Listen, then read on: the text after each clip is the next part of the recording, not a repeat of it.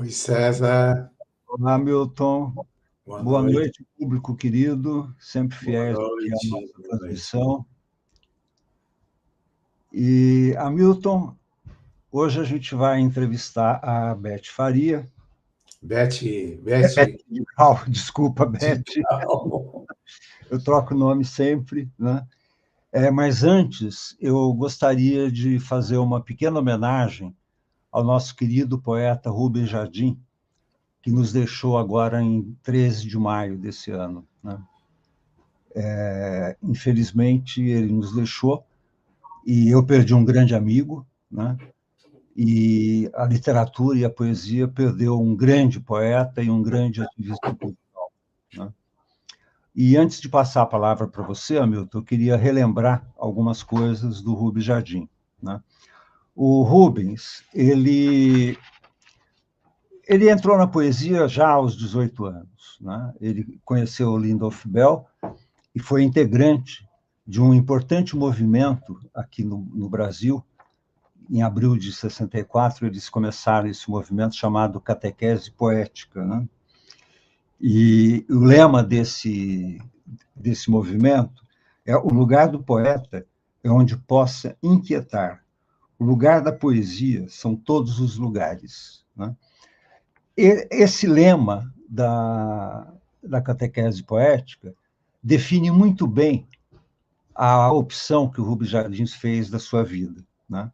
Inclusive, numa entrevista que ele deu, que depois ele republicou em Cantares da Paixão, ele escreveu: eu sempre quis viver poeticamente. Escrever e publicar nunca foi suficiente para a minha necessidade de comunicação e comunhão.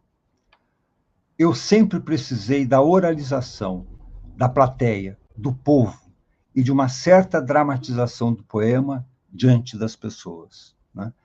Eu acho que esse trecho da entrevista que ele deu, né, reflete bem o espírito que manteve vivo o Rubens Jardim e a sua poesia, né? Ele publicou, comparativamente, né, pelo tempo de vida dele, ele publicou poucos livros, né? Publicou basicamente 4 livros, né? O Ultimato, em 66, Espelho Riscado, em 78, Cantares da Paixão, em 2008, e o ano passado ele publicou Diálogos Poéticos, onde ele dialoga com vários poetas, né, homens e mulheres, e mostra como, a partir de um ou outro poema desses poetas, ele escreveu poemas também, né? E, de fato, né, para o Rubens, eu convivi com ele muitos anos, nós somos grandes parceiros, né? Ele levou tão a sério que o lugar da poesia são todos os lugares, né, que em 2016 ele teve a ideia de fazer um sarau na rua, né? E aí a gente fez o Sarau da Paulista, que foi de 2016 até o início da pandemia, né? Depois de terminada a pandemia, infelizmente, a gente não conseguiu manter mais o sarau, né? Mas ele também era curador e me convidou, inclusive, para participar do Sarau Gente de Palavra, né? E era impressionante conviver com o Rubens Jardim, porque, além de um grande poeta, ele era uma excelente pessoa, de uma generosidade ímpar, né? Mais preocupado com os poetas, com outros poetas do que com ele mesmo, né? Tanto é que, em 1973, ele era um grande amante do Jorge de Lima, né? Ele fez o Ano Jorge de Lima. Quando Jorge de Lima completaria 80 anos, né, ele publicou, né, fez esse movimento e voltou a colocar na mídia, para interesse de todos, o poeta Jorge de Lima, né? E foi um movimento reconhecido pelo Carlos Drummond de Andrade, por vários intelectuais, poetas e escritores nos anos 70, né? E um outro trabalho extremamente importante do Rubens Jardim foi a pesquisa que ele começou a fazer em 2011 sobre as mulheres poetas. Foi uma pesquisa tão impressionante, que ele levantou mais de 400 poetas brasileiras, né? publicou gratuitamente nas mídias digitais, no ISU, As Mulheres Poetas do Brasil, né? E depois, no ano passado, a Ribassama, editora lá da, acho que é Paraíba, publicou em papel As Mulheres Poetas no Brasil. Né? De 400 poetas, infelizmente, 344 só foram publicadas, porque as restantes, por várias razões, umas porque não foram encontradas para autorizar a publicação, outras já tinham morrido, a família não foi encontrada, enfim. Mas, mesmo assim, o livro é extremamente significativo, começa com poetas do século XVIII e vai até o século XXI. Né? E, para homenagear o Rubens, eu quero... Onde é que está aqui? Eu quero ler um poema dele, né, que é de uma sensibilidade e de um reconhecimento do papel da mulher impressionante. Chama-se... Aliás, é um poema que foi lido pelo Antônio Abujamra, está aí na internet, para quem quiser ouvir a declamação do Abujamra, que é muito superior a mim, obviamente. Mas essa é a homenagem que eu posso prestar ao nosso querido amigo Rubens Jardim. Mulher é miragem. Toda mulher é uma viagem ao desconhecido. Igual poesia, avessa ao verso e à trucagem. Mulher é iniciação do dia. Promessa, surpresa, miragem. De nada adiantam mapas, guias, cenas ensaiadas ou pilhagens. Controverso ser, mulher é via. De mão única, abismo, moagem. É também risco máximo, magia. Caminho íngreme na paisagem. Simplificando, mulher é linguagem, palavra nova, imagem que anistia ser, o vir a ser e outras bobagens. Este era Rubens Jardim. E quero aproveitar, antes de passar a palavra para o Hamilton, a convidar vocês, telespectadores do nosso programa, né, nossa plateia, no dia 14 de junho, às 7 horas da noite, nós vamos homenagear o Rubens Jardim depois, no 30º dia da sua passagem, né, para o astral. Eu só quero agradecer ao Rubens e fico muito emocionado. Hamilton. Eu também fico muito honrado de ter tido a amizade do Rubens Jardim. Havia uma sinceridade poética na nossa relação. Que eu lembro do jeito do Rubens, assim, aquele jeito espontâneo, né? Pô, isso aí é do caralho, isso aí é maravilhoso, isso aí não sei o quê, e vamos fazer isso, vamos fazer aquilo. E havia assim, uma irmandade com o Rubinho, sabe? Eu chamo ele de Rubinho, não consigo chamar de Rubão. É uma irmandade, uma química, né? E ele manifestava essa química. E como eu sou uma pessoa que acredita que ele não nos deixou, né? Ele não nos deixou, não deixou a poesia, não deixou. Eu acredito que ele está passando para um outro plano, né? Um outro plano que esse plano ele vai deixar na nossa memória e vai levar para outras gerações. E em algum lugar, um território misterioso, está lá o Rubens completando cada vez mais a sua vida tão rica e tão querida. O Rubens é uma pessoa, além de poeta, de excelente poeta, como a gente sabe, elogiado por Drummond, elogiado por Raduan Nassar, falavam, né, sobre a sua poesia, pessoas importantes da literatura brasileira, cartas mesmo para ele. Mas ele era uma pessoa extremamente generosa, boníssima, e todas essas características que uma pessoa tem, ele fazia a poesia como um ser pessoa, a poesia como ser pessoa, né? Então a obra e a vida estavam ali muito ligados, muito próximos uma coisa da outra. A obra dele era a manifestação da vida bonita que ele tinha.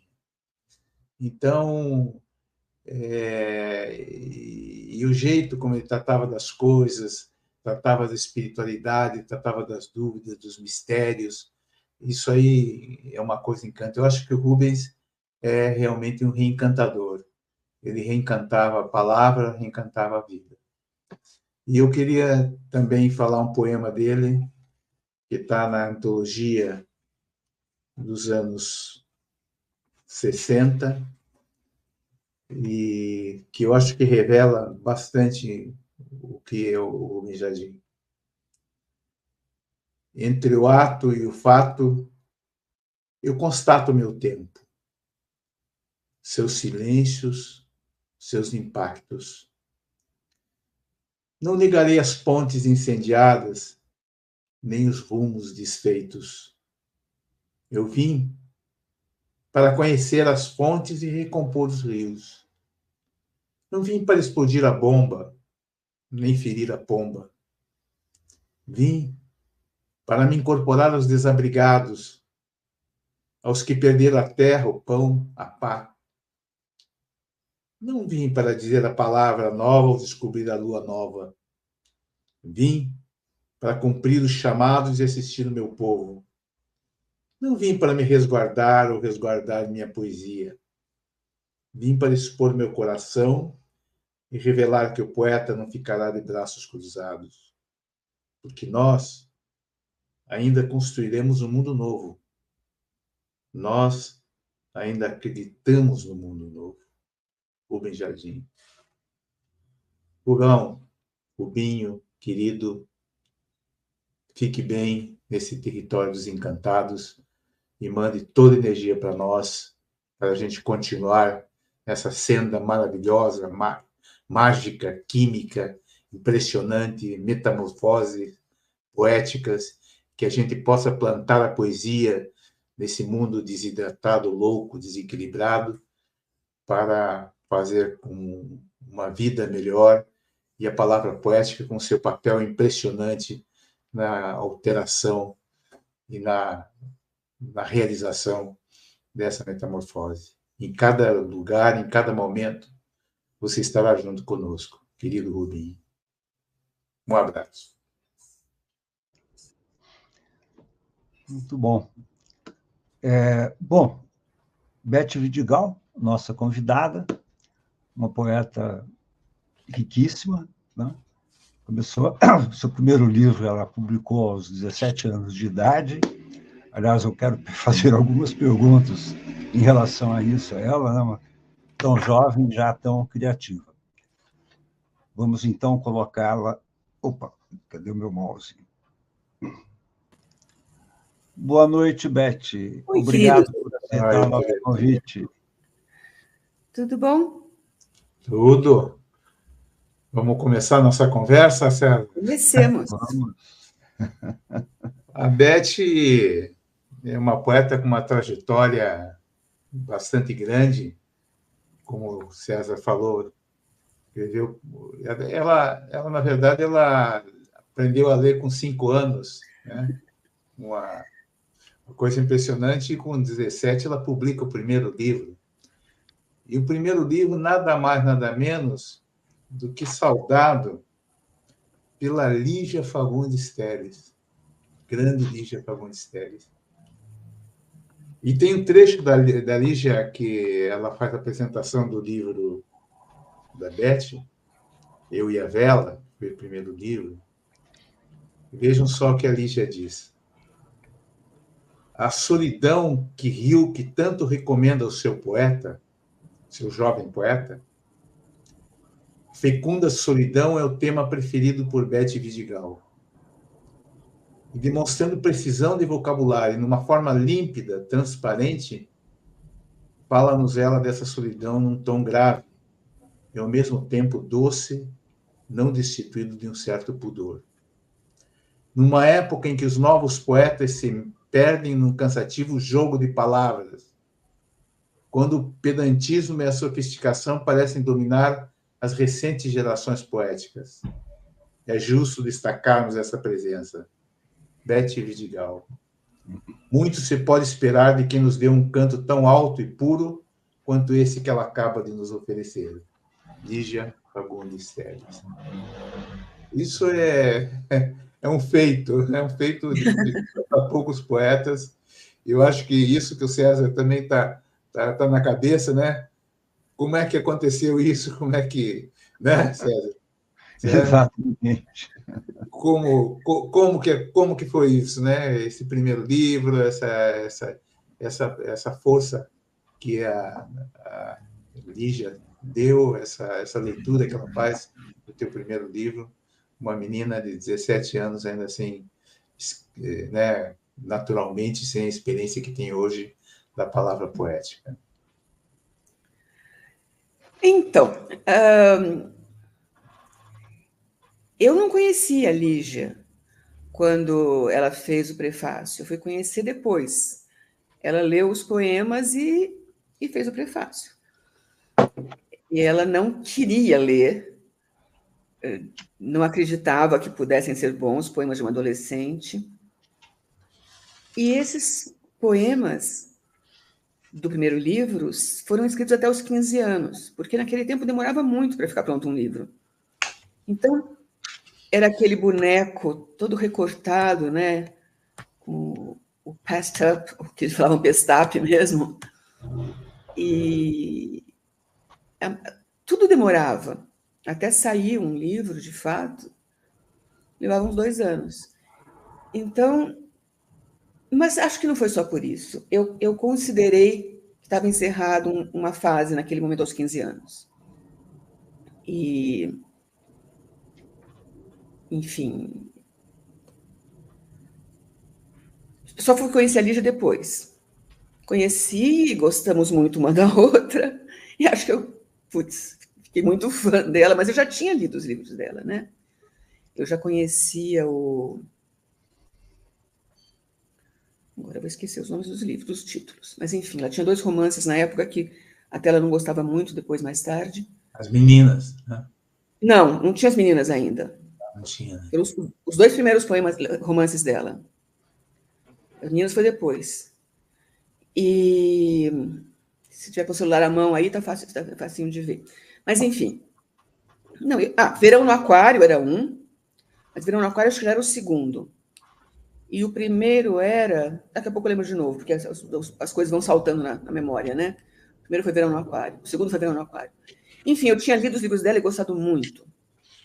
Mas só fui conhecer pessoalmente depois que o livro foi lançado. E ela a vida inteira me chamou de poeta. Ela não me chamava pelo nome, eu é poeta. É uma gracinha. E ela era muito calorosa, né? Muito efusiva. Mas, enfim, é isso. Eu não tinha dúvida nenhuma de que os poemas eram bons. E você já nesse momento, o livro, você já trazia indagações do seu mundo interior, subjetividade, Eu tinha essas indagações diálogos nos com a morte, poemas. né? Uma coisa assim profunda, né? A preocupação com a morte é muito grande nesse livro, né? Mas não é que eu fosse tão preocupada. Eram temas poéticos. Eu raramente escrevia o que eu sentia ou pensava. Eu morrerei, mas hão de ver quantos milhões de coisas verdes passarão antes que eu morra. E que sinos, que risos, que sons distantes na hora da morte hão de ouvir. Quase nada desejo, apenas que de meu corpo fique uma vaga lembrança, e que às vezes, na voz do vento, escutem enlouquecido meu canto lunar, pois eu morrerei sem fim. Esse é dos 14 anos, e as pessoas que me conheceram pelo livro, na época, diziam, essa menina é muito baixo astral. Eu não era muito baixo astral, só os poemas que eram. E era isso, era solidão. O primeiro poema é Não Tenho Sonhos, eu sou tão triste. Deixei a lança outrora em riste, da alegria desenfreada. Não acreditas? Está guardada, não tenho sonhos. E esse poema, na verdade, foi cortado. Eu parei aí porque ele é bom até aí. Dali para frente, ele é todo certinho, metrificado e rimado em esquema de rimas fixo, mas o conteúdo poético não é bom. Então eu cortei. Eu cortei muita coisa, e vários poemas estão assim. Com a parte que era boa, eu joguei fora o resto.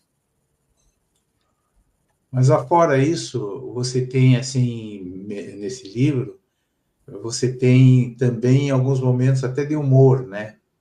Tem, né? Tem um poema que me chamou muita atenção, que chama Consulta Médica.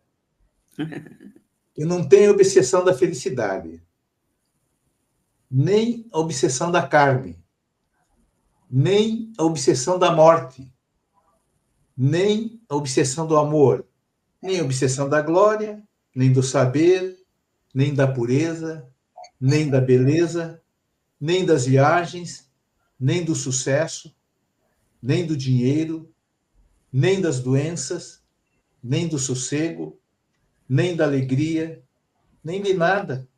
Doutor, eu sou normal. É muito bom.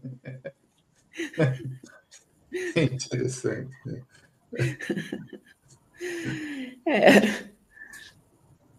Enfim, acho que algumas obsessões a gente sempre tem, né?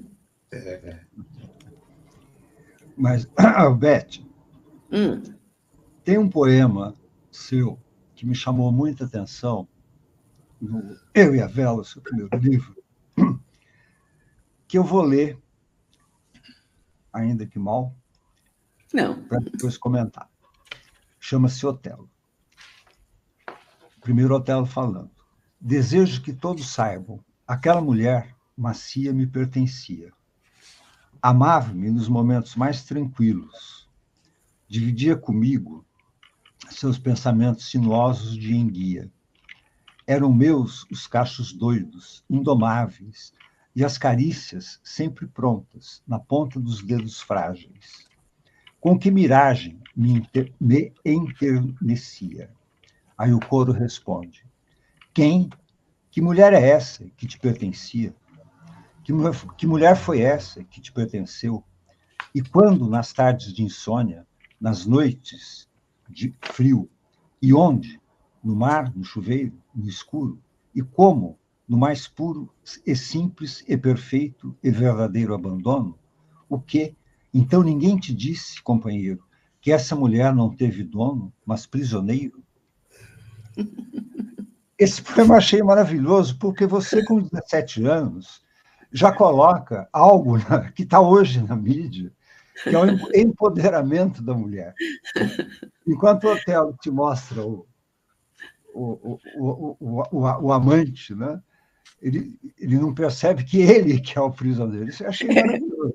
Eu queria entender como é que você, com 17 anos, já tinha essa consciência. Eu não tenho a menor ideia. Eu não tenho a menor ideia, porque eu acordava no meio da noite, e, aliás, ainda acontece isso, acordava com o poema pronto. Eu acordava, escrevia e dormia de novo, e aí sabia de cor para o resto da vida.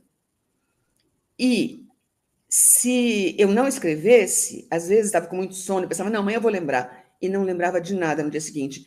E o pior é que visualmente eu via algumas palavras soltas, como se estivesse no papel em alguns lugares, na posição certa delas, e não conseguia lembrar do poema nem sobre o que era. Então, eu me forçava a levantar e escrever, porque se isso acontecesse, eu nunca mais esqueceria do poema. E agora, de onde que essas coisas surgem? Eu não tenho a menor ideia. Aí diziam, não, porque ela é médium. Eu não acho que eu sou médium. Eu acho que aflorava alguma coisa que realmente não sei dizer de onde vem, mas era eu também. Hoje em dia eu digo que essa mulher que acorda quando eu durmo se chama Virgínia. Mas isso é uma brincadeira que eu faço hoje em dia. Naquele tempo eu não dizia isso, não. Mas nesse ponto, eu acho que a Beth também radicalizou, né? Tem um poema que diz aqui, que eu acho que um pouco nessa linha que você está falando, se eu não estou enganado, César. Não estarei em tua casa quando voltares cansado do trabalho. Não estarei deitado em teu sofá, lendo os jornais do dia à tua espera. Não estarei sentada na calçada, a cabeça apoiada nos joelhos, esperando teu carro aparecer. Não estarei também ali na esquina, segurando uma faixa em que proclamo minha determinação em prosseguir te amando. Haja o que houver. No próximo milênio, não estarei em permanente sobressalto, procurando teu nome na lista dos escolhidos para embarcar na nave para Júpiter. Nesse próximo milênio, isso eu garanto, vou estar muito tranquila. Serei apenas um poeta estarrecida com a própria capacidade de esquecer da tua pele, dos teus olhos, do som da tua voz. E cada detalhe das tuas mãos quase transparentes, apoiadas sobre o mapa circular da minha vida, determinando meu futuro e meu presente. Um poema forte, né? Paixão avassaladora, né? Pois é, eu gosto muito desses poemas de paixões desenfreadas, é uma coisa que me encanta muito, sabe? Tanto com personagens masculinos como femininos. Eu escrevo na primeira pessoa como se fosse um homem, como se fosse uma mulher, embora eu me considere eminentemente heterossexual no ponto mais alto, mas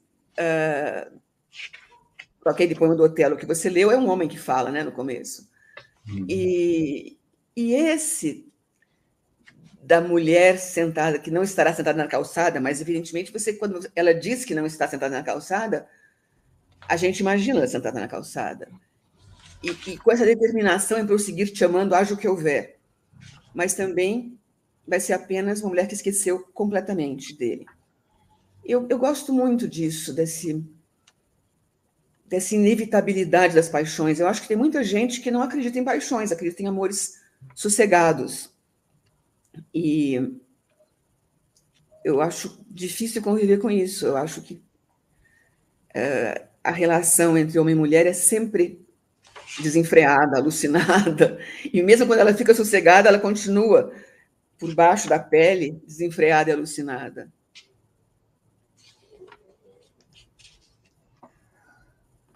Hamilton, acho que a gente devia chamar a Augusta, né? É verdade. Para nos salvar um pouco aqui, né? A Beth convidou, como leitora da sua obra, uma amiga de adolescência, a historiadora Augusta Rodrigues Alves, que eu coloco agora na sala. Boa noite, Augusta. Boa noite, obrigado olá. por aceitar o convite da Beth para participar do nosso programa. E você está com a palavra, Augusta. Então,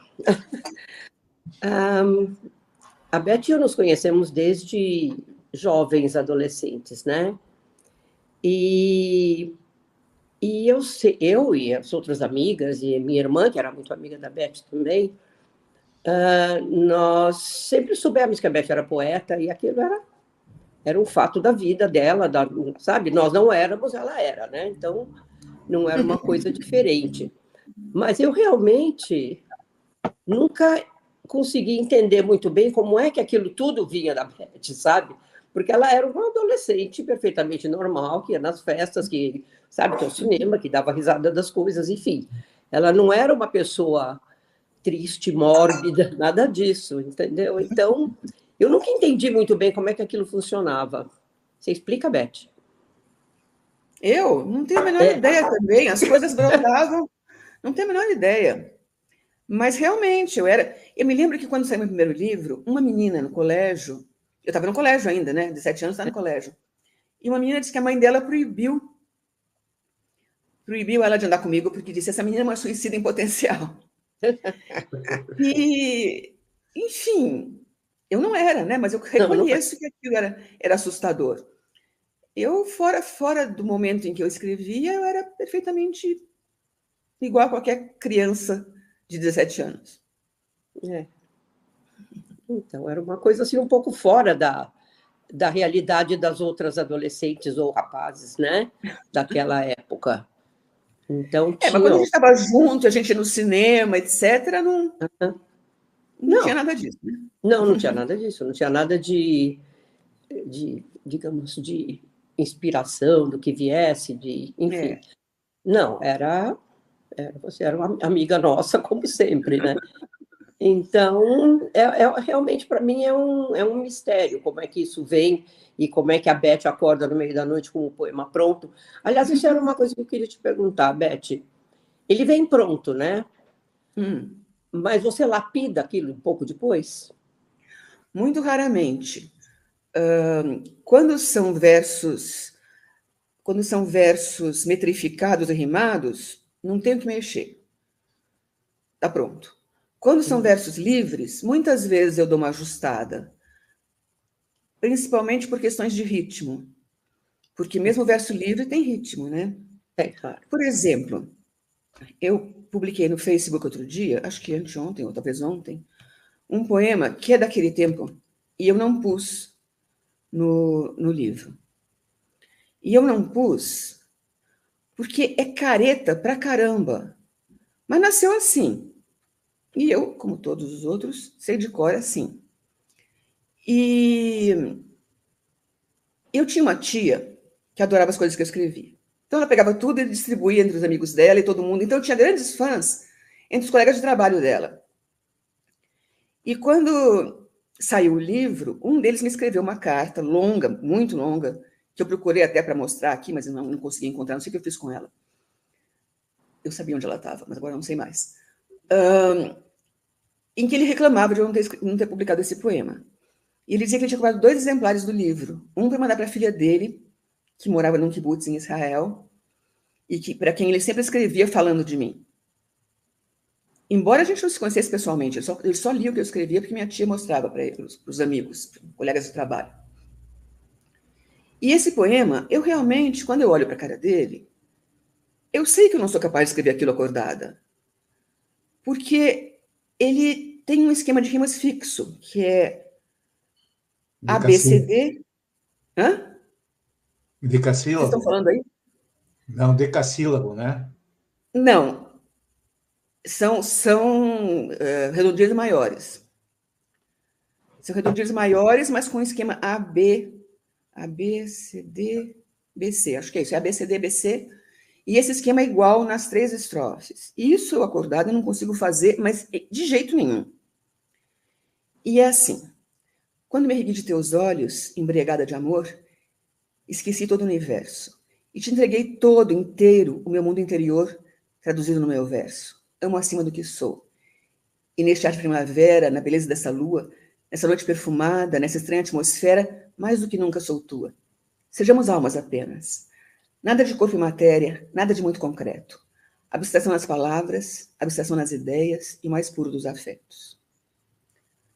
Bom, eu acho que isso não tem nada a ver com quem eu fui em nenhuma época da minha vida. Eu nunca quis abstração em tudo, não é isso que eu quero.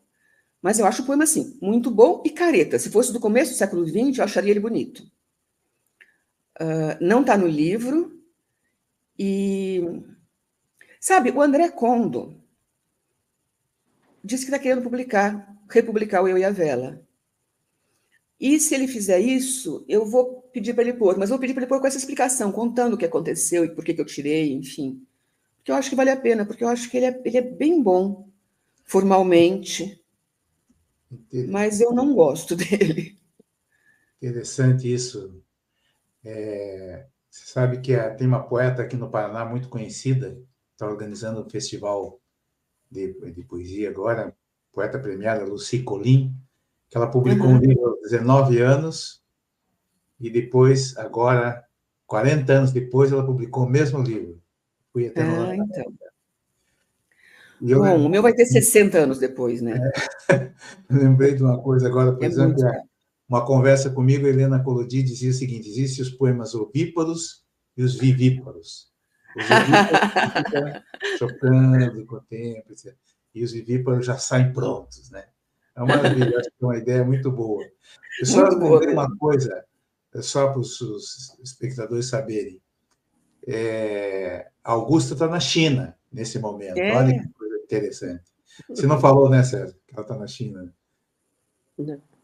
Ela tá... Augusta, na China, eu fiz ela acordar, coitadinha, às 6 da manhã para entrar aqui. Pois é. Muito difícil. Nós tivemos que fazer uma reunião preparatória às 10 horas da noite. Isso são... Para não sacrificar demais, Augusta. Não, mas é muito bom estar aqui. Muito mesmo. Mas interessante, eu estava vendo esse toque seu, Beth, passando alguma coisa pelo meu pelos meus ouvidos poéticos aqui, e tem um certo toque na sua poesia, não? Alguma influência sutil da Cecília Meirelles. Não tem? Total. Em alguns poemas, a influência é escandalosa. A Lígia fala disso. A influência é escandalosa. A Lígia fala disso no prefácio. Não sei se vocês estão com o livro aí, eu não estou, mas ela menciona a influência da Cecília. E eu não tenho como não reconhecer, é fortíssima. E deixa eu pensar, algum que tenha uma influência mais determinada. Posso falar mais um? Pandora, por exemplo. Pandora, por exemplo. A tão longa distância, inaudíveis teus olhos, e do teu pensamento tão fláutil, tão frágil, nem suspiros do vento. A tão longa distância, eu perdida no tempo. Nesse mar em que existo, cantiga de rei. Vagamente iludida eu te desencontrei. E da minha partida eu nem lembro o que sei.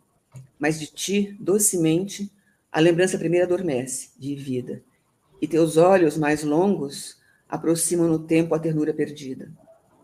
É isso. Mas esse é o vocabulário da Cecília, o ritmo da Cecília. E eu custei muito para me libertar da influência forte dela. Mas o que te chama a atenção assim, na Cecília? É o ritmo? É o ritmo. É o ritmo. É o ritmo, a cadência, vocabulário, mas basicamente o ritmo. Mas é que Viagem e Vaga Música eu devorei na adolescência e eu li muitas vezes. Quer dizer, se você tiver que levar um livro para uma ilha deserta, o que você levaria? Eu levaria Viagem. E talvez Vaga Música, um dos dois. E eu sei que eu posso, mesmo sabendo de cor muitos dos poemas dela, eu sei que eu posso ler e reler aquilo sem me cansar nunca. Então, é o meu livro da Ilha Deserta. Agora, quando saiu esse livro, esse meu primeiro livro, naquela época era muito raro uma menina publicar, né? Hoje em dia não é. E livros, lançamentos não eram tão frequentes. Então, o livro teve muita repercussão. Saiu em tudo quanto é jornal, tanto em colunas literárias, como em coluna social mesmo, porque era um... Sabe essas cantinhas da coluna social em que mostram o lançamento de livro, uma coisa assim? Saiu toda parte. E saiu, tipo, do norte ao sul do Brasil.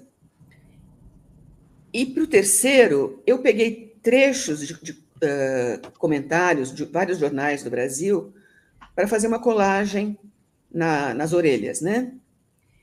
E todos mencionam isso. Não falam de influência, não dizem de influência, mas que a voz da Cecília se ouve através dos versos, esse tipo de coisa, sabe? Não tem como negar.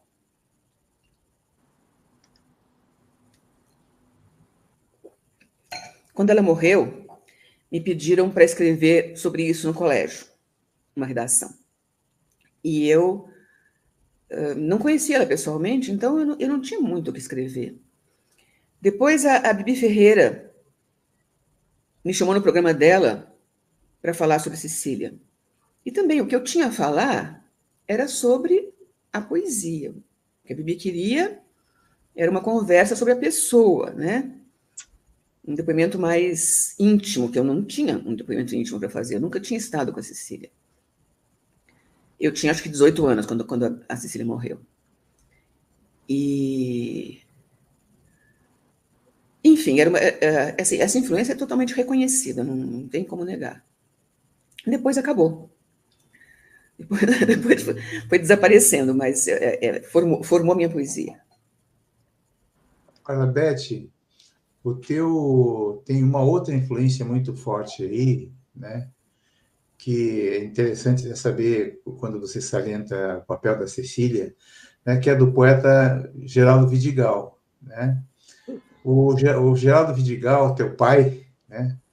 Ele escrevia cartinhas para você, falava para você, você é poeta, menina, você é poeta, adorava as coisas. Ele falava, ele nunca escreveu para mim, mas ele falava. Escrever uma cartinha, nunca. Fazia mas anotações, etc. né? E sempre reforçava isso aí. Só para interessante os espectadores saberem que o poeta Geraldo Vidigal o livro dele foi prefaciado pelo Mário de Andrade, né? O Mário de Andrade, inclusive, chegava para o Vinícius de Moraes e falava assim: Vinícius, pô, tem um poeta lá em São Paulo, que é o Geraldo Vidigal, que ele escreve coisas que nós assinaríamos, eu, você, etc., assinaríamos esses poemas de tão bons que são, né? Então, quer dizer, com todo essa ambiência, vamos dizer assim, qual a influência que o Geraldo Vidigal tem na sua poesia? Primeiro, deixa eu falar que o primeiro livro do meu pai saiu quando ele estava na guerra. Ele combateu na Segunda Guerra.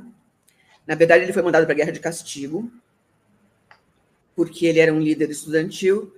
Houve uma passeata contra a ditadura do Getúlio, e o Getúlio pegou os 4 estudantes na frente da passeata, aqueles braços dados na frente, todos de bocas amordaçadas, e mandou esses 4 para a guerra.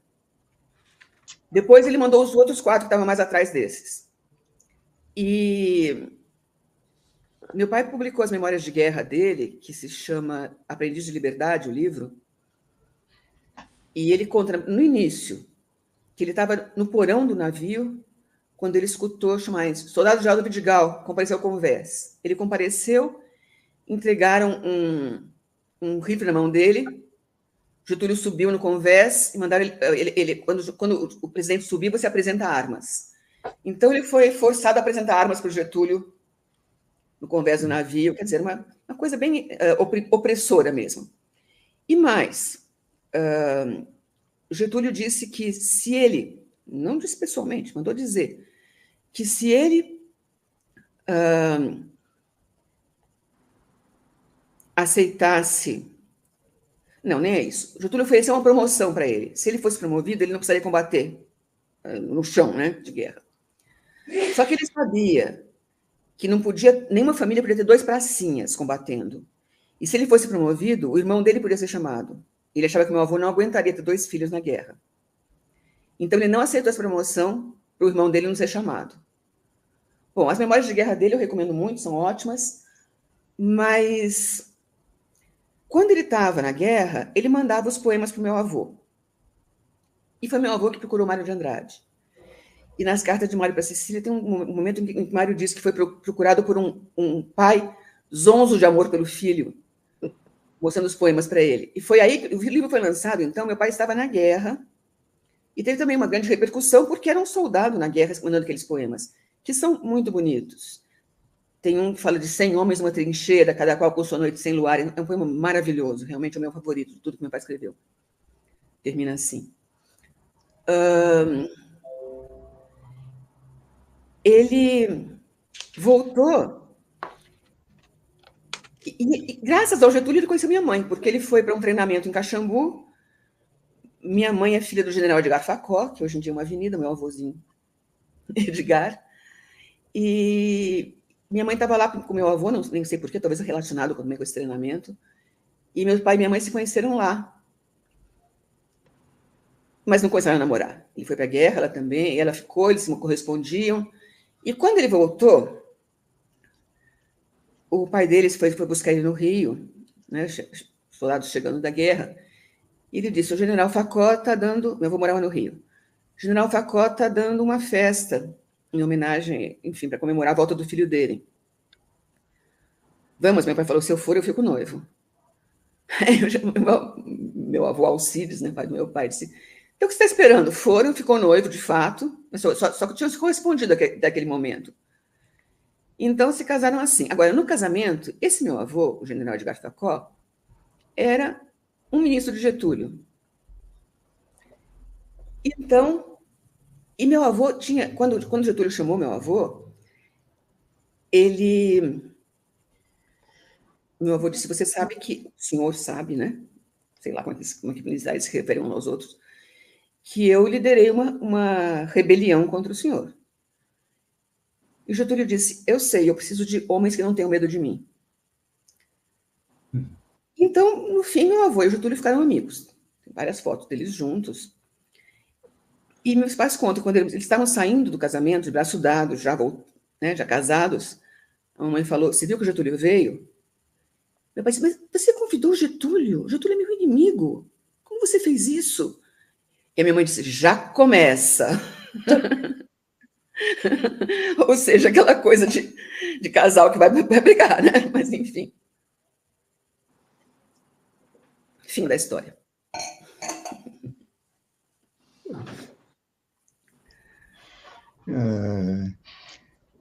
O Beth. Não contou, Beth? O Geraldo, que você não contou que a gente... Porque eu chamava o seu pai de tio Geraldo, né? É. E ele era uma pessoa muito divertida. Ele era uma pessoa muito alegre, muito divertida. Então, ele não tinha, assim, aquela atitude muito séria, sabe? Aquele senhor poeta ou advogado, ou o que fosse, na verdade. Você deve ter essa experiência dele também, não? Claro. Aquele pai gostoso, carinhoso, né?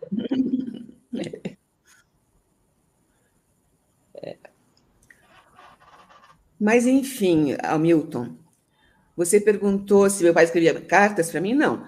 Mas começou muito antes de eu saber escrever. Eu dizia coisas e ele falava, essa menina é poeta. E escrevia, anotava. Ah, pois é. Uhum. E então começou que eu acordava com isso pronto no meio da noite já, e eu queria chamar ele para escrever para mim, mas eu morria de pena, porque eu sabia que ele tinha trabalhado o dia inteiro, então eu morria de dó. Mas eu sabia que eu ia acabar chamando. E aí, de repente, pai, fiz um verso. Aí ele vinha, ouvia, que beleza, Betinha, escrevia para mim, isso até os 5 anos, quando eu aprendi a escrever, e assim. E eu acho que tudo isso é muito genético, sabe? Porque eu vejo a minha neta, caçula, ela escreve coisas desse tipo, assim, e meu filho escreve tudo que ela fala também. Agora ela está escrevendo já, está com 6 anos, está escrevendo já. Eu tenho um poema de uma linha dela que eu acho uma beleza, que é O Urubu Flutua no Crepúsculo. Acho isso fantástico, é uma linha só. Além de ser super poético, é um monte de U na sonoridade do poema, né? Uhum, muito bom. Beth, eu queria, mudando um pouco de assunto, parando um pouco a poesia, uma curiosidade que eu tenho em relação a uma página que você tem na internet, chamada Textos Apócrifos da Internet. Conta para a gente como é que você desenvolve esse trabalho, que tem milhares de seguidores, né? E, é um trabalho infernal. Como é que você desenvolve? Você arruma tempo para isso? Não, o negócio não é questão de tempo, a questão é de encontrar as fontes, mas não é pelo tempo, não. É que às vezes é muito difícil mesmo. Mas o primeiro que eu fiz com isso foi o Instantes, que circulava quando fosse Gabriel Garcia Marques. Eu tinha certeza absoluta que não podia ser dele, mas todos diziam que era. Isso foi no ano 2000. Hoje em dia todo mundo sabe que não é dele, ninguém discute. E muita gente não acha que fui eu que descobri. Claro que não tem que descobrir, porque é que é muito fácil demonstrar que alguém escreveu alguma coisa. É só mostrar, ó, tá aqui. Aqui, ó, foi ele que escreveu. Mas como demonstrar que não escreveu? Você não consegue dizer não está aqui, nem aqui, nem aqui, nem aqui. É quase impossível.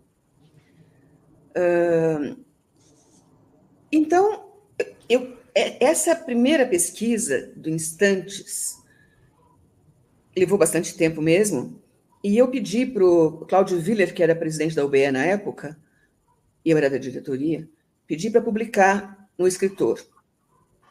E ele autorizou, e foi página inteira em 2 números seguidos.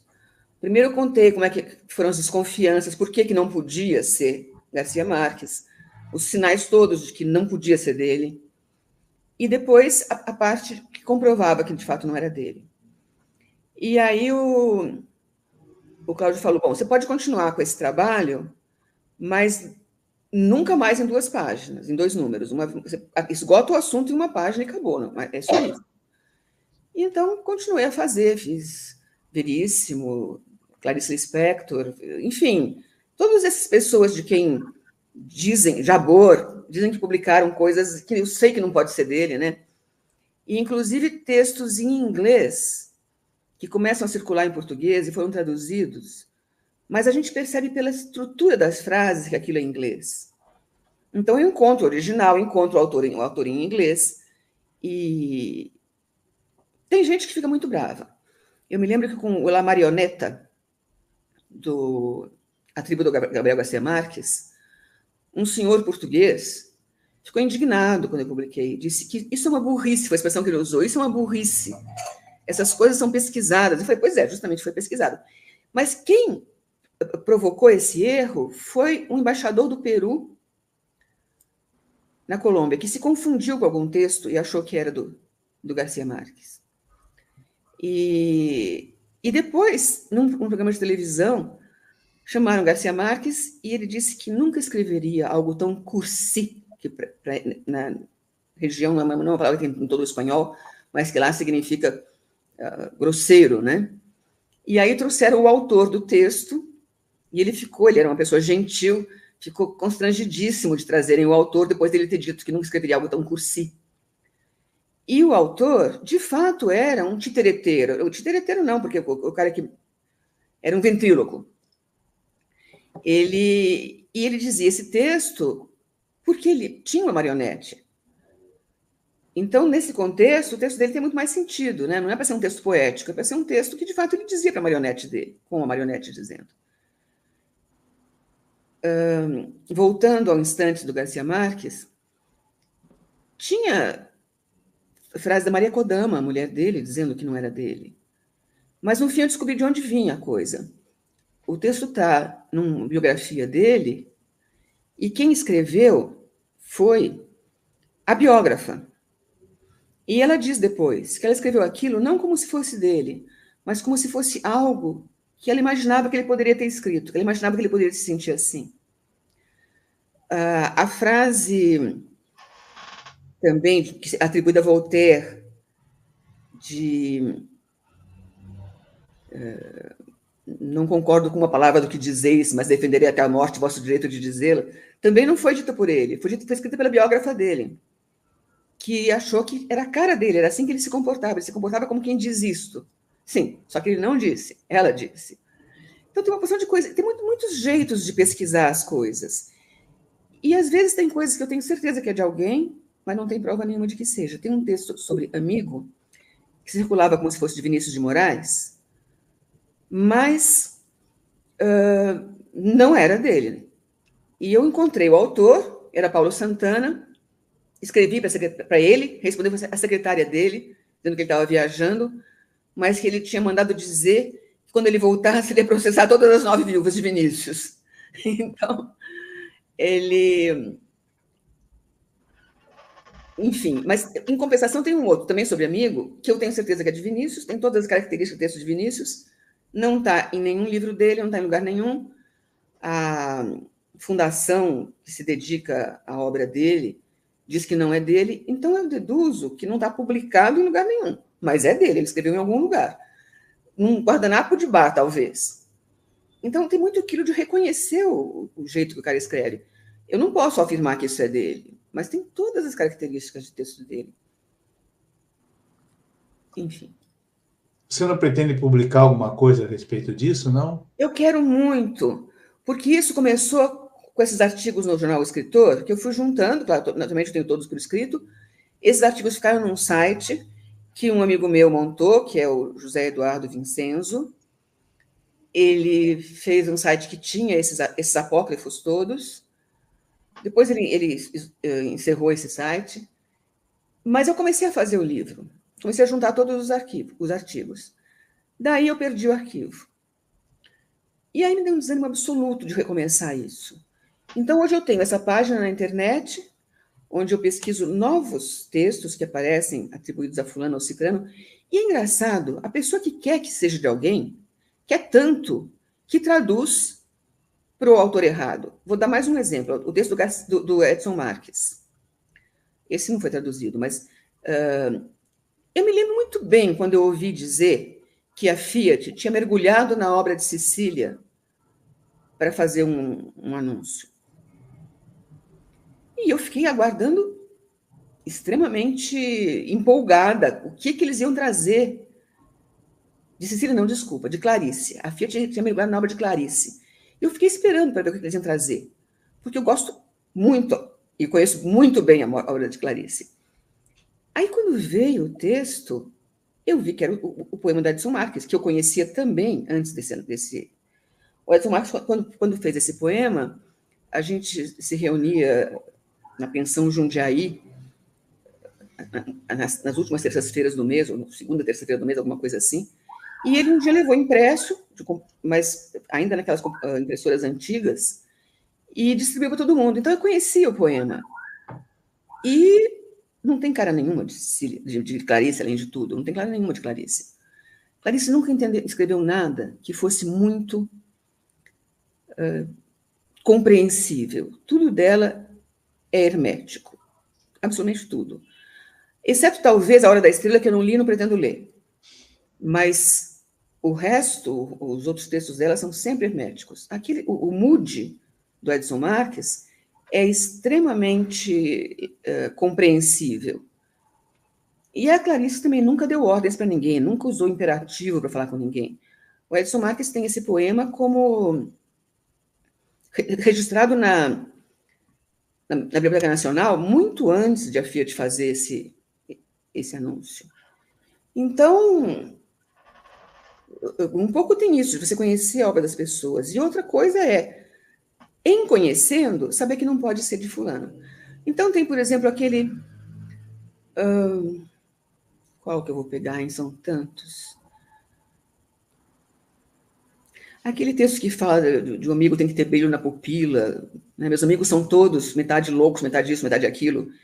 E que alguns dizem que é Fernando Pessoa, outros dizem que é Oscar Wilde. Aí quem quer que seja Oscar Wilde, pega esse texto, que tem uma estrutura eminentemente brasileira, não é nem portuguesa, brasileira, e traduz para o inglês, você vai provar que é Oscar Wilde, e vai no inglês macarrônico, não é nem macarrônico, é feijoádico. Um inglês que ninguém escreveria que soubesse inglês. Porque o cara não sabe inglês, mas ele quer que seja de Oscar Wilde. Então não é de Pessoa, não é de Wilde. Tem uma frase famosa do Gandhi, que atribuem ao Gandhi, é um dos ícones assim da frase, né, do pacifismo, que se chama "Não há caminho para a paz é o caminho", mas não é dele. Não? Um holandês, ativista, um clérigo pacifista que se chama A.J. Muste. Né? Então, eu vou pôr essa na página do Facebook e vou dizer que a pesquisa é sua, Milton. Tá bom. Faz um negócio onde não me aumenta mais, não. Eu gosto de ver a cara de vocês, senão a gente não conversa direito. Obrigada. Tá eu prefiro ver vocês. Tá bom. Eu vou pôr essa aí, o Milton me manda, e aí eu digo pesquisa do Milton Faria, tá? Tá bom. E volta e meia, as pessoas me mandam, né? As pessoas estão na dúvida, mandam para. Aí eu adoro. Quando me mandam uma coisa para pesquisar, eu vibro. Ultimamente, o preferido está sendo Anthony Hopkins. Tudo que é legal dizem que é Anthony Hopkins. Ele nunca escreveu nada, nunca. Tem uma história de que estava na fila para o circo e o pai comprou ingressos para uma família pobre que não tinha dinheiro e eles voltaram para casa porque o pai só tinha dinheiro da entrada deles. Não é do Anthony Hopkins, coisa nenhuma, é de uma atriz americana. Por que atribuem? Eu não sei quem começa a fazer isso. De algumas coisas a gente sabe. E às vezes tem frases tão comuns que são apropriadas pelo mundo inteiro, né? Por exemplo, meu pai chegava e dizia assim, ele ria, a gente não entendia na época. Ó céus, como dizia Horácio. Eu falei, pô, e ele ria dele mesmo, e a gente sério ali olhando. O que ele quer dizer com isso? Ó céus, como dizia Horácio. Mas é interessante também, Beth, mudando um pouco de assunto, você gosta, eu adoro criar palavras, né? Adoro criar palavras. Se for ver os meus poemas, tem muitas palavras inventadas, etc. Inclusive, eu publiquei um poema agora, no mês passado, num livro, que era O Terror dos Horizontes. Ah, que legal. Sobre a ditadura. E aí o pessoal que revisando, etc., mas será que é Horizontes? Não, é Horizontes. Pelo amor de Deus, não é horizonte, é o terror dos horizontes, né? Uhum. E eu vi que no seu livro, esse livro da internet, Paixão via internet? Paixão via internet. Você cria palavras como trampolinar.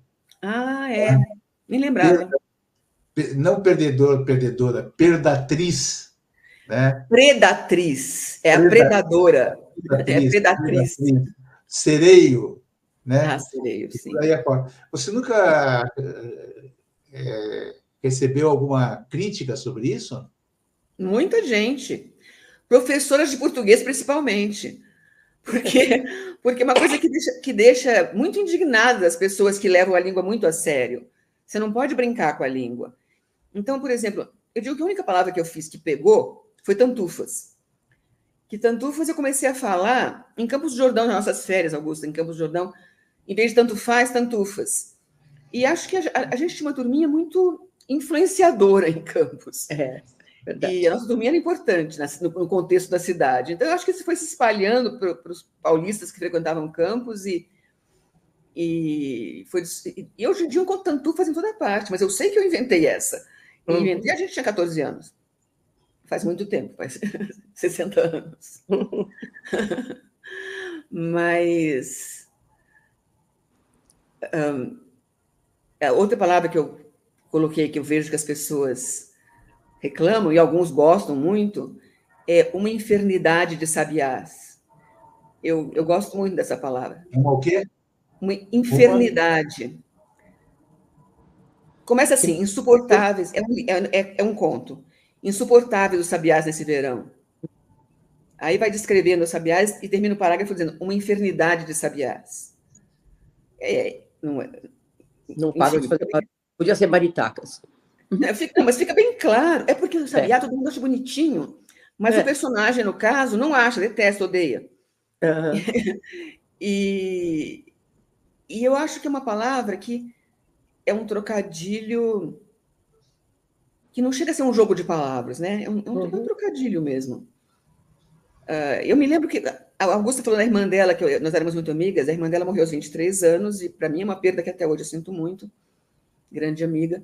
Mas eu me lembro que um dia a gente subiu no elevador, eu queria ir pela escada, e ela queria ir de elevador. Nós estávamos no Mackenzie, indo para um show, aqueles shows que tinha naquele tempo, né? Em universidades tinha shows de MPB. E a gente estava indo para um show que era com MPB4. E eu queria ir de escada, ela queria ir de elevador, não queria esperar, ela não queria subir escada. E aí eu fiquei esperando com ela. Aí, quando a gente entrou...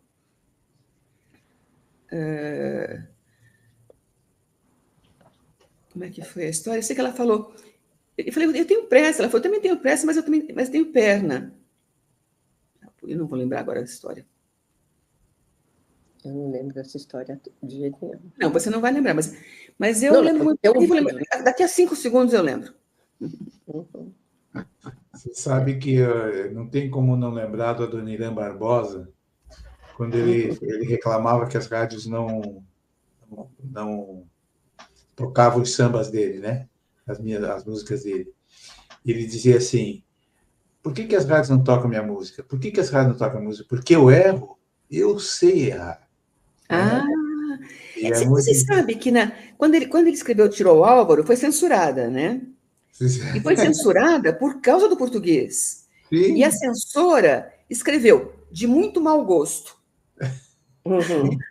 Ou seja, mau gosto porque ele falou em Tirou o Álvaro, né? Era uma talva de Tirou o Álvaro. Não, mas eu sei errar é muito bom, né? Porque, é muito verdade, bonito, é muito bonito. Isso que você falou não é um jogo de palavras. Ela ganha um sentido no contexto do poema. E sem aquela palavra ali, não existe poema. O poema se perde muitas vezes. Se perde. Né? Se perde, muitas vezes. Aquela palavra não tem substituto, às vezes, e você tem que criar alguma... Lembrei, falei que eu ia lembrar. Ela falou, mas Beth, a Viviane falou, eu querendo ir de escada, ela querendo ir de elevador. Mas Beth, então por que você não foi de escada? Eu falei, porque você veio de elevador e eu não tenho personalidade. Aí ela disse, eu tenho personalidade, mas também tenho perna. Aí eu falei, então é personalidade. Aí o elevador inteiro caiu na gargalhada. Mas eu nem sei de onde surgiu isso, assim, brotou aquilo. É personalidade. E é esse tipo de coisa que surge nos contos, principalmente, mais nos contos. mas nos poemas também. É predatrix, porque predador é uma palavra legal, mas predadora soa muito feio. Né? Então, se tem ator e atriz, poderia ter predador e predatriz, né? Porque atora também ia ser horrível, né? Ia ser horrível como predadora. E esse é um dos que o César falou que alguns poemas meus são feministas. Eu não acho que eu tenho poemas feministas, não. Mas eu tenho poemas agressivamente femininos. E esse é um que eu acho talvez o mais agressivo de todos, que é predador, observa-me com olhos de condor. Predadora, fera, semicerro olhos de pantera. Predador, sobrevoa-me em círculos, examinando a presa. Predatriz, atriz, afeto e indiferença de princesa. Predador, grasa um grito de guerra, gutural e agudo. Predatriz, pantera, exponho garras nas patas de veludo. Predador, assalta, agride. Predatriz, o bote, o revide. E falei que ela guardava todos os poemas de cabeça. Você não É acreditou, né? invejável. Não, mas isso a gente sabe, quer dizer, eu sabia pelo menos. Você sabe. É invejável. Eu sei tudo. Eu sei todos. Agora, eu vou confessar uma coisa que eu só confesso entre parênteses, porque eu não tenho coragem de confessar. Os recentes eu não sei mais. O cérebro está dando tilt, está começando a não gravar mais. Não é triste? É triste. É sim. Beth, você durante muitos anos foi diretora da UBE. Sim. Né? 20 anos. 19. 19. Bom, 19. tá tudo certo. Me diz uma coisa. Primeiro, como é que foi a sua atuação na UBE? E em que medida uma atuação como diretora do UBE chega a influenciar a tua obra, seja ela poética ou literária? Eu acho que não influencia absolutamente nada. Influenciar, não. Porque é uma coisa muito prática, né? Muito objetiva. É muito gostosa a convivência com escritores de todos os tipos, né? E isso é muito legal. Eu nem sei se eu fiquei lá durante várias diretorias e eu fazia de tudo. O que precisasse, eu faria. Tanto de coisas práticas como de coisas criativas. O Isacil, vocês conhecem o Isacil? O Isacil não tem presença nas redes sociais, então pouca gente conhece o pessoal dos nossos grupos. Grandíssimo poeta, eu acho que precisa ler Isacil Guimarães Ferreira. Gente, procurem, ele é maravilhoso. Mas o Isacil dizia que eu era uma grande copy desk. E ele era publicitário, né? Eu nunca tinha pensado em mim como copy desk. Mas eu concluí que eu era mesmo. Se alguém me entregasse um texto imenso que tinha aqui para o jornal, eu pegava aquilo, reduzia, mantendo tudo que era importante, sem tirar nada que fosse importante, e aquilo ia para o jornal ou para a revista. Durante uma fase nós tínhamos revista, a revista foi lindíssima, maravilhosa. O filho do Portinari cedeu para a gente a obra do Portinari para usar como a gente quisesse na revista. Então, eu fui coeditora do jornal, fui coeditora da revista. Eu atuei em coisas muito práticas sempre. Tipo, Bienal do Livro, stand da UBE. Então, vamos para lá, vamos montar o stand, sabe, aquele trabalho de pé de boi mesmo.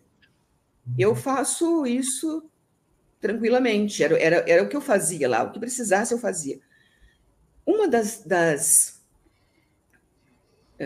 diretorias, agora nem me lembro qual, quis definir muito bem, cada um fulano é diretor disso, diretor daquilo, mas não funcionou, não rolou, porque na hora que precisa todo mundo faz tudo e não dava certo querer dividir as funções.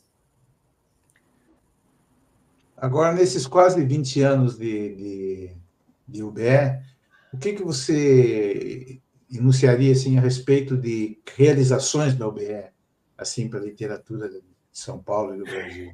Uma ou outra? Eu não sei dizer, Hamilton.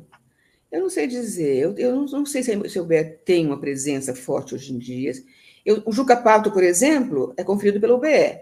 E é um prêmio muito importante. Muito importante. É sempre alguém muito destacado que recebe. As regras são que tem uma carreira importante, atuação política e que tenha tido um livro publicado no ano anterior, que seja inédito. Então, a gente se reunia, analisava montes de opções, todo mundo, sempre tem muita gente que quer premiar, então até chegávamos a uma conclusão, demorava muito, mas chegávamos a uma conclusão. O troféu é lindo, então é uma festa na Academia Paulista de Letras para entregar o Juca Pato. Houve um momento em que, porque a gente fazia em conjunto com a Folha, com a distribuição, a entrega do prêmio na APL. Houve um momento em que esqueci o nome, como é que chama? O diretor da Folha, o dono da Folha, que já morreu? Frias. Otávio Frias. Teve um momento em que ele quis levar, porque não era uma coisa da APL, era uma coisa da UBE com a Folha. Só que a festa era na APL. Houve um momento em que ele quis levar para a Academia Brasileira de Letras. E a UBE não aceitou. Porque disseram, se levar a entrega para a ABL, eles vão engolir o prêmio, vai passar a ser deles da Folha. Então, não aceitamos. Continuou sendo como era, até hoje. Muitas vezes fui eu que entreguei o prêmio, porque gostavam que eu aparecesse, que eu entregasse. Mas isso é uma das coisas que eu acho bem legal. Inclusive, é um prêmio que consta das premiações importantes do Brasil, né? Consta na lista de premiações importantes. O que mais? Teve uma antologia da poesia também. Sim, teve concursos, teve algumas antologias que foram da diretoria, antologias dos diretores ou de escritores da UBE. Teve concursos, teve um prêmio UBE, que foi um prêmio de romance, um de conto, um de poemas, e publicamos um livro de cada área. Agora, de novo, está tendo um concurso da UBE, mas eu não estou mais lá, não estou nem por dentro disso, não estou tomando conhecimento também. Mas é um concurso de poesia agora, acho, né? Tenho quase certeza. Acho que vale a pena concorrer, quem estiver interessado, acho que é legal. Mas eu não estou me aproximando da UBE atualmente. Enfim. Não sei dizer, assim, quais foram as realizações. Eu acho que o jornal, o escritor, a revista, enquanto existiu, e depois voltou a ser jornal, só que quando voltou a ser jornal, não era mais em papel jornal e em tamanho de tabloide, passou a ser newsletter. Newsletter é uma coisa que tem um monte por aí, eu não sei, não acho tanta graça, eu já não participei tanto disso. Acho que ainda existe, não tenho certeza. O fato é que a existência da internet piorou muita coisa, né? Porque você passa a fazer newsletters, ótimas que existiam, passaram a ser digitais só. Você entra lá e quem que entra? Acho que ninguém entra. Seja qual for a empresa que... saiu nossa newsletter, vocês viram? Quem faz tem um trabalhão, se dedica pra caramba, diagramação é difícil, ficam lindas, mas ninguém entra. Nem mesmo as newsletters de empresa grande que...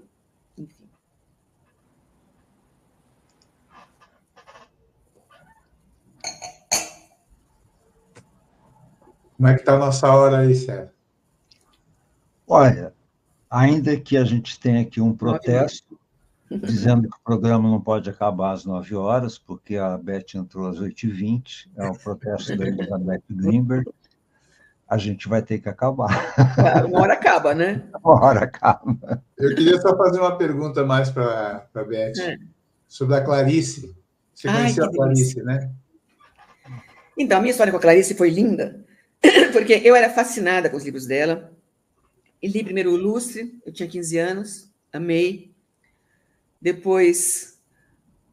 li primeiro Perto do Coração Selvagem. Esse eu li com 15 anos. Depois o Lustre. Aí, ela não era famosa nesse momento. Ela começou a ter mais repercussão quando eu não sou Maçã no Escuro, teve muita crítica. Caíram de pau em cima, muita gente gostou. É lindo também. Muito fechado, né? Muito difícil a linguagem, né? Os dois também são. Os dois primeiros também são. Os dois primeiros são a mesma coisa. Mas eu adoro ler aquilo. Se tiver uma explicadinha, eu já não gosto, sabe? Eu gosto daquilo que ela faz, exatamente como é. Depois A Paixão Segundo GH, também adorei. E aí eu ia para o Rio passar férias em casa do meu avô, o general Edgar Facó, e perguntei para a Lígia, pedi para a Lígia o telefone da Clarice, eu queria conhecer ela. Aí telefonei, a Lígia falou, vem para cá. Então fui, passei a tarde lá, Clarice enrolada na poltrona, eu digo, pés longos, descalça, olhos longos, pés longos, uma xícara de chá, ela na poltrona, no sofá. Conversamos a tarde inteira sobre os livros dela, que para mim era um assunto fascinante, interessantíssimo, e para ela também era, claro, porque quem é que não gosta de falar do que escreve? E realmente, às vezes as pessoas dizem, por que você não escreve sobre isso? Porque eu não tenho o que escrever, eu não sei contar o que a gente conversou. A gente conversou a tarde inteira, há muitos e muitos anos, sobre os livros dela, e eu só me lembro claramente que ela perguntou uma hora, ela falou, mas que idade você tinha quando leu Perto do Coração Selvagem? Eu falei, 15 anos. Ela falou, então você não pode ter entendido. Eu falei, e você escreveu com 18? Aí ela ficou, realmente. E publicou com 23, mas escreveu aos 18, que ela não publicou na hora. Talvez ela tenha modificado alguma coisa antes de publicar. Mas era um livro que eu amava, que eu li e reli muitas vezes, como os livros da Cecília, né? Enfim, é só isso a história.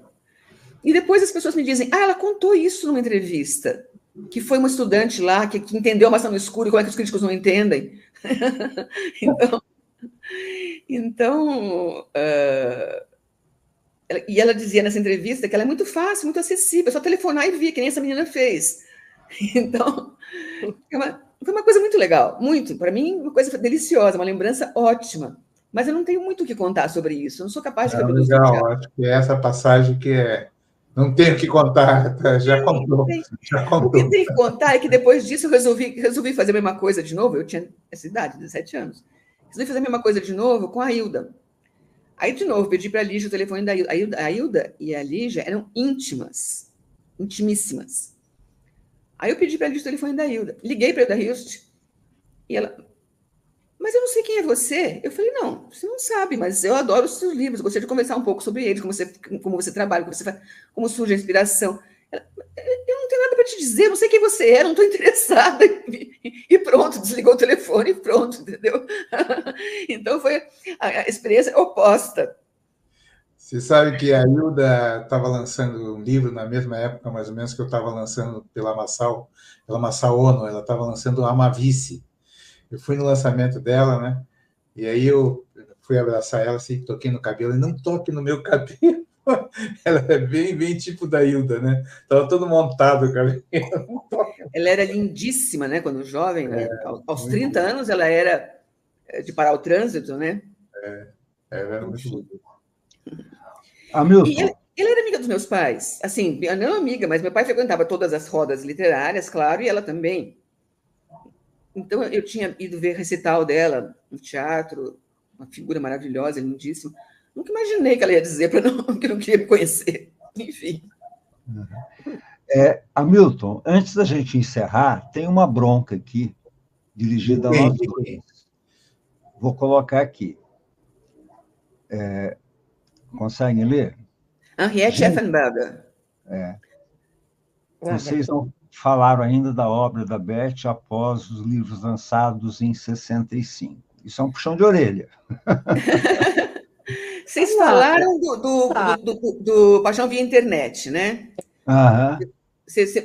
O Hamilton leu um poema do Paixão via Internet, mas realmente, falar sobre o livro, não falar. Então, vou falar rapidinho para a gente encerrar. Esse livro, eu pensei muito em publicar como uma longa história de amor, organizando os poemas de outro jeito, que seria uma história com começo, meio e fim, mas uma longa história. Meu pai leu e ele disse, eu gostei muito dessa Soror Mariana do Alcoforado do século XXI. E eu, na hora que eu pensei em Soror Mariana do Alcoforado, eu já não gostei tanto, entendeu? Eu já achei que a ideia não era legal. Achei que ia parecer que era dirigido a alguém, talvez a algum homem específico, e não é. Então, eu dividi em diversas histórias curtas, que me parecem ter todas um começo, meio e fim nos poemas, e algumas em que ela se apaixona e é correspondida, em outras em que ele se apaixona, em outras em que eles não se entendem de jeito nenhum e se separam, de começo ao fim. E, enfim, eu fiz várias historinhas independentes. E funcionou também, funciona como várias histórias independentes. Se for para escrever poemas para um homem, eu escrevia para o meu marido, que eu conheci na casa da Augusta, mas conheci assim, por alto na casa delas, de passagem. E depois elas levaram ele no lançamento, ou chamaram ele para o lançamento do meu primeiro livro. Então, por acaso, eu tenho uma foto assinando o livro dele, que foi uma foto feita pelo fotógrafo da Folha. Então, uma foto do... A gente não se conhecia, e eu me lembro que eu falei para ele, como é seu nome? Eu não sabia. Ele falou, David. E eu perguntei, como escreve? Ele falou, de qualquer jeito. Então, eu dediquei o livro para o David de qualquer jeito. Está dedicado assim o livro. E depois ele fez a capa do meu segundo livro, as ilustrações são a bico de pena. E a capa, ele esculpiu em madeira uma gravura, que eu acho uma coisa espantosa, porque as letras do título estão esculpidas também. Então não podia ter um errinho, né? Ele criou uma fonte para aquelas letras, uma fonte que não existe, e tempo de mensagem é o título, perfeitamente esculpido, ficou... Eu acho uma coisa incompreensível como é que ele consegue fazer isso. E somos casados há mais de 50 anos. Depois de... César, antes de fazer a despedida, eu queria pedir para a Beth declamar o poema O Amor dos Outros.